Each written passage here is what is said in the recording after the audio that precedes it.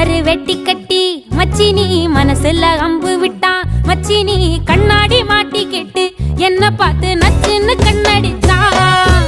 சுந்தமா புத்தி இல்ல மச்சானே, சொல்றதும் கேட்பதில்ல மச்சானே. பக்கத்து வீட்டில் எல்லாம் பக்கா வச்சு மொத்தமா செஞ்சு புட்டா. வாழ்க்கைய கெடுத்துட்டங்க மச்சானே, வந்தது அழுதிடுவா மச்சானே.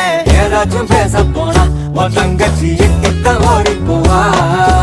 சாவிங்க என்ன பகலிங்க என்ன, உன்னுள்ள வச்சேதான் காப்பானே உன்ன.